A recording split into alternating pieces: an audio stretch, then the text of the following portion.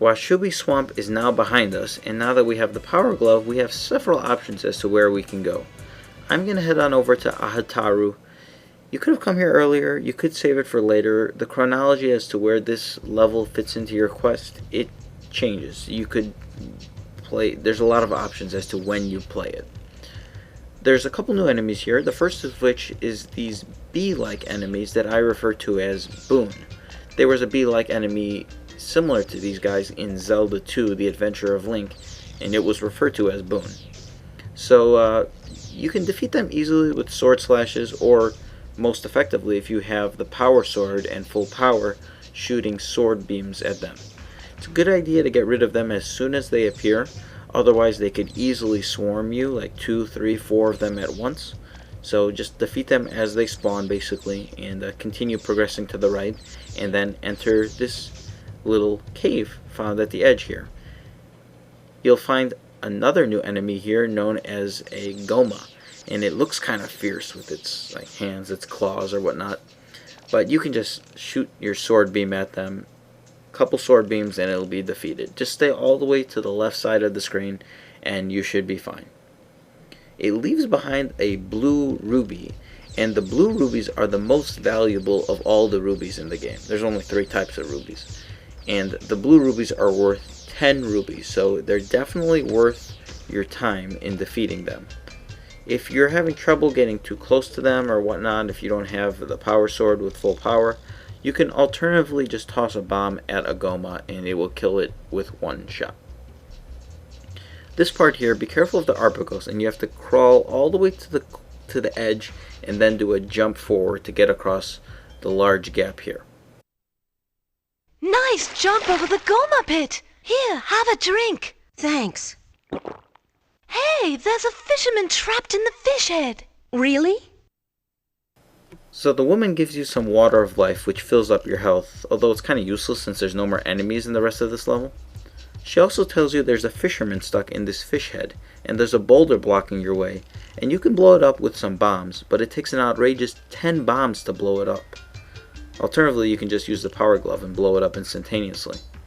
The Power Glove works very similar to the flute in that it uses rubies every time you use it. And the Power Glove is very useful against enemies. You could have used it against Goma in one hit and it kills most enemies as well. Thanks! You saved me! That's the last time I'm going fishing! See you in Sakado!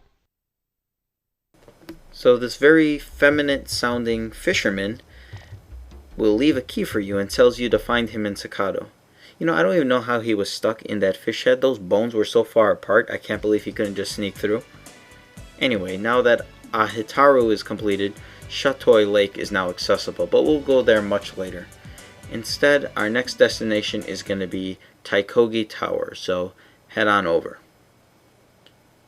Right when you start the level, you'll notice Impa just wandering around at the top of the screen. And this is sort of like what I mentioned earlier, she just wanders around. There's also a new enemy here, and it's an Octorok, very common Zelda enemy. And as you can see here, I just tossed a single bomb to defeat it. You could have used the Power Glove as well, or you could have just used your sword, but it has a lot of health, so I suggest using one of the other items. Jump on over and speak to Impa up here. Oh my! It looks like everyone's been taken to Tykogi Tower. This is illegal, you know. My cakes will burn! I really love how they just throw these characters in without any regard to context as to what they're actually doing in the game at this point. Anyway, just progress to the right, and there's a couple Arpagos that might fly down, and there's also a second Octorok at the edge here. You can use the Power Glove, or you can use bombs to defeat the Octorok, and be sure to collect the blue ruby that the Octorok drops. Afterwards, you can use, again, 10 bombs to blow up that boulder, or you can simply just use the Power Glove, and then enter the tower, and what do you know? The chef is right here. Come on, hurry!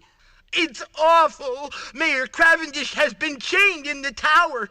Oh, my cakes! Come see me in Sakado! Alright, so we finally got somewhat of a backstory to some of these characters. It appears that other old man that we saw in that intro video with Impa at the beginning of this level, that is actually the mayor, and he's been chained up in the tower. So for once in this game, we actually have a mission. Now, we've had some missions, but this one's pretty straightforward. We want to save the mayor who's chained in the tower. So at first we need to scale up this fairly large room, and there's a couple new enemies here. For one, there are these Tinsuit enemies, and they wield spears and they just patrol back and forth. They're pretty easy to defeat, just a sword slash will do them in. And they do leave behind a green ruby each time they're defeated, so it's worth your time to defeat them. There are also these other new enemies known as Wallmasters, and that's a pretty typical Zelda enemy ever since the original Legend of Zelda. And they're basically just a hand. It plays a slightly different role than other Wallmasters in previous games though. Basically, if Zelda walks by a hand, it'll try to like hit her, and it'll just take away damage, and they could be quite damaging, so just try to avoid them at all costs. And there's also one right by this door, so be careful. Just scale the room and head out the door to get back outside. You dare defy me? You will die! Guess again, Iron Knuckle. So here's basically the second boss of the game, Iron Knuckle, who's a classic Zelda enemy. However, he's just as pathetic as Gibdo. You couldn't hit him before, but now that you have the Power Glove, it's one hit and he's dead.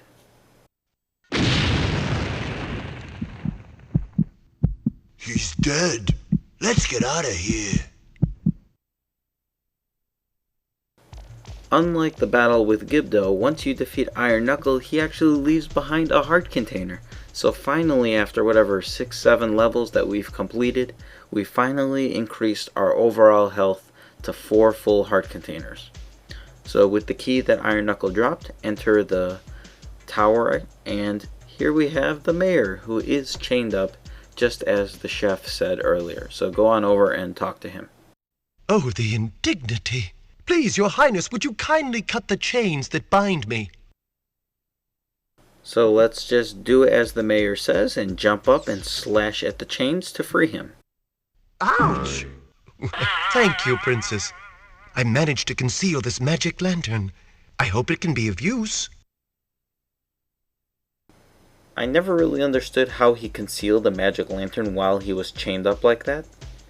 Nevertheless, the magic lantern works just like the regular lantern, except it lasts longer each time you use it. Well, that's pretty much going to do it for this video, so hit the Triforce, and I will see you next time.